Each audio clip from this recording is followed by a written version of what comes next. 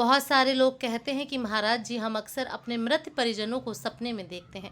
इसका क्या मतलब है, या फिर इससे कोई समस्या तो नहीं? हिंदू शास्त्र यह स्पष्ट कहते हैं कि मनुष्य का जीवन केवल जागृत अवस्था तक सीमित नहीं है। स्वप्न की अवस्था भी आत्मा की एक सक्रिय स्थिति मानी गई है।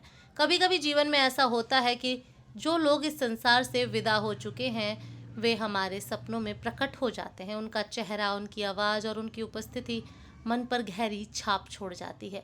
उपनिषदों में वर्णन मिलता है कि जब शरीर सोता है तब आत्मा अधिक जागृत होती है, और जब आत्मा जागृत होती है तब वह उन संबंधों को भी अनुभव कर सकती है जो स्थूल शरीर से परे होते हैं।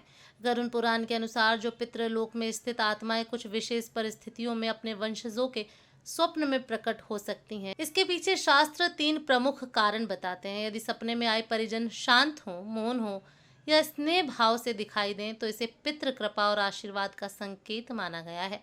गरुड़ पुराण के अनुसार ऐसी आत्माएं कष्ट देने नहीं बल्कि अपने वंशजों की रक्षा और मंगल कामना के लिए स्वप्न में आती हैं।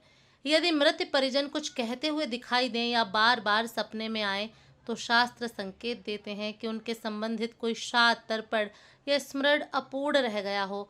इसी कारण पितृपक्ष और श्राद्ध को हिंदू धर्म में अत्यंत आवश्यक माना गया है। बृहदारण्यक उपनिषद में कहा गया है कि जिसका मन जिस भाव में होता है, स्वप्न भी उसी भाव से उत्पन्न होते हैं। यदि आप किसी परिजन को अत्यधिक याद कर रहे हो, आत्मा का स्मरण स्वप्न के रूप में प्रकट हो सकता है। जब किसी परिजन से आत्मिक संबंध अत्यंत गहरा होता है तो वह संबंध मृत्यु के बाद भी स्वप्न के माध्यम से अनुभव किया जा सकता है। मृत परिजनों का सपने में दिखना हमेशा अशुभ नहीं होता। अक्सर यह पितृ स्मरण, आशीर्वाद या आत्मिक संकेत होता है।